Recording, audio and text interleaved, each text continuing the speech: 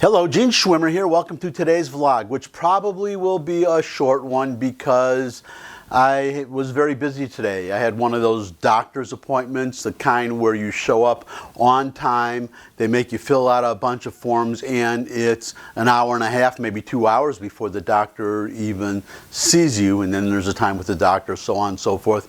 I wasn't able to post a video at my usual time during the day, so I'm doing this one at night. It's getting late. I have to edit it after I do it because I want to get it out tomorrow, so it'll probably be a short one. It was going to be a two-parter anyhow because I want to delve into this subject in two different installments, slightly different angle, but basically the same subject. As I've said in the past, I'm just starting out, so at this point in my budding YouTube vlog career, I don't get that many comments, so I'm able to look at the comments and then respond to comments by name, because there are so few of them. There are not too many for me to read, to put it mildly. So this comment came last week from, he calls himself Nickel MGTOW, and my only comment is to say thanks. Thanks a lot, Mr. Nickel or Mr. MGTOW. I don't know how you want that pronounced, but thanks for taking the time to write and post a comment. I really appreciate it. I hope others will follow in your giant footsteps and post comments as well. So that's my little piece of business. Thanks for writing. I appreciate it. Now, today's subject and possibly tomorrow's subject, well, probably tomorrow's subject, it's this thawing. If you're reading the Middle Eastern press, if you're following events there, but I think it's gotten into the mainstream news here too, that there's a thaw between Israel on the one hand and all the Arab countries. Well, not all the Arab countries, but certain Arab countries, the Emirates, Bahrain, Dubai, those, and most importantly, Saudi Arabia. It's kind of interesting in a way because Jordan and Egypt have formal peace treaties with Israel. You do see a sort of cordiality that one didn't see before between President Sisi of Egypt and Prime Minister Netanyahu of Israel, because they have the same problem. I guess that's why Gaza, they have a problem with Gaza, another subject for another video that I could discuss in length.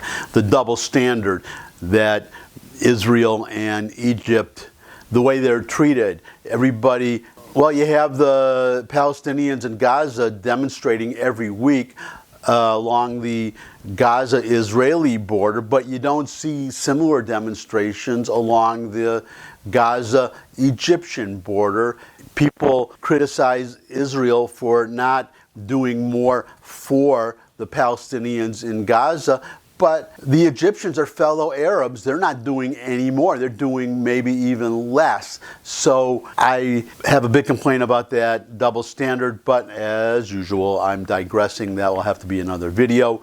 What I'm getting at is, well, here's the story. I'll read the story. I'm probably going to, as I did yesterday, go down a line of quotes just to save time, and I may jump in with my own comments. But it's evidence of this thawing between Israel and these Arab countries that I just mentioned. So here we go.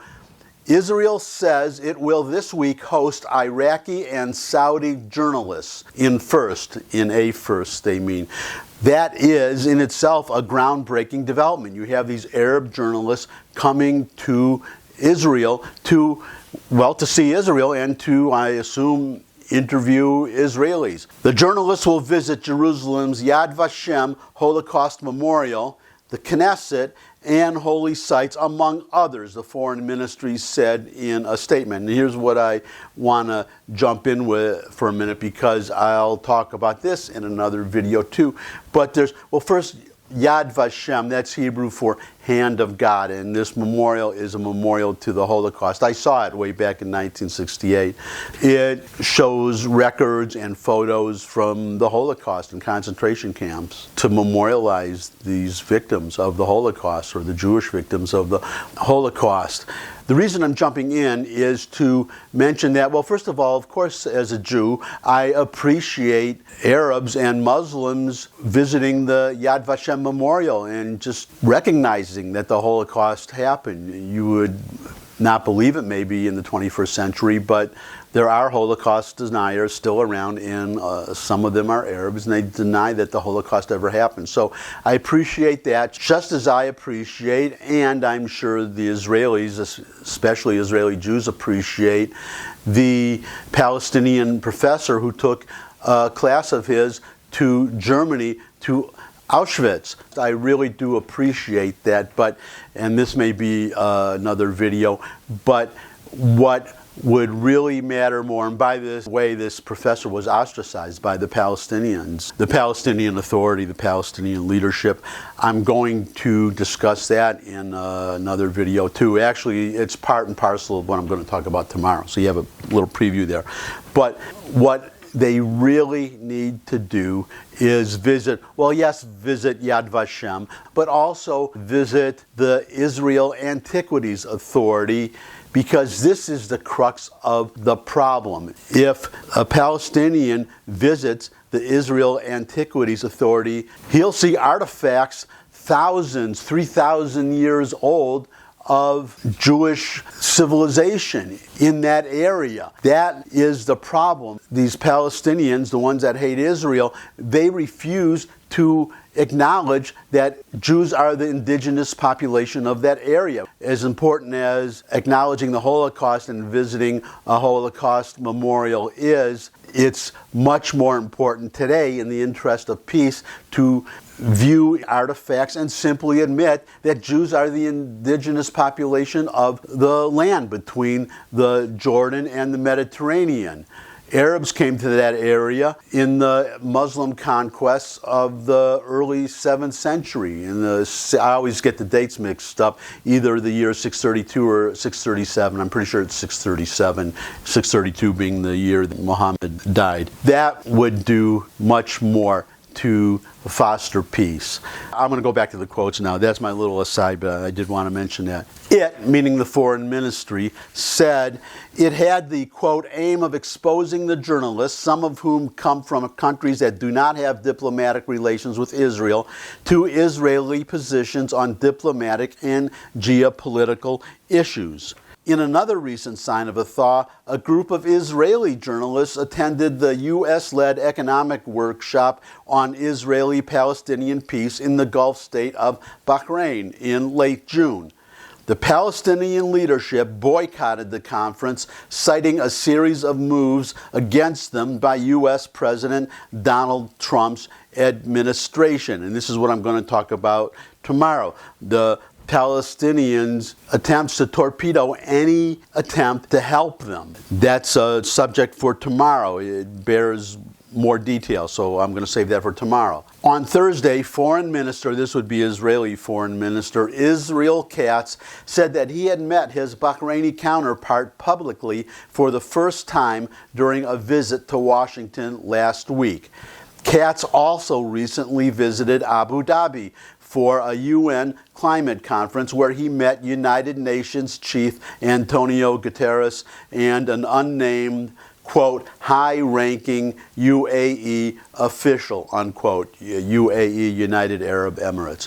So that's all I want to talk about today, this thawing of relations between Israel and these Arab countries, admittedly by virtue of necessity.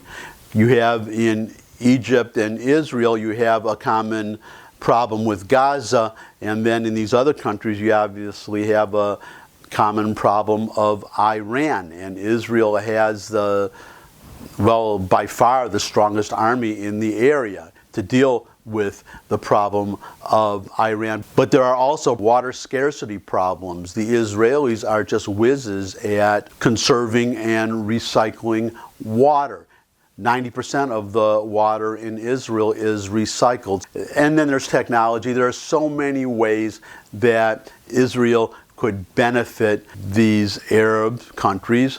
And, well, as I say myself, because I have an Arab friend, very close, Muslim, and we call each other cousin. And that's my message to the Arabs. We are not your enemies. We're your cousins. And I'll just end on that. Thanks again for stopping by as usual. Thumbs up if you like this video. Share it with anyone you think could benefit from the video. If you have any comments, there's a comment section where you can put any comments you may have. You can also put in there suggestions for topics you'd like me to cover. You can also debate among yourselves. That would be fantastic, because I'm interested to hear what all of you think. And if you have a Twitter account, you could tweet my URL out to your followers and urge them to retweet and of course to watch the videos. And finally, you can subscribe. Subscribe, and then you will be alerted, as I understand it, as soon as I post a new video.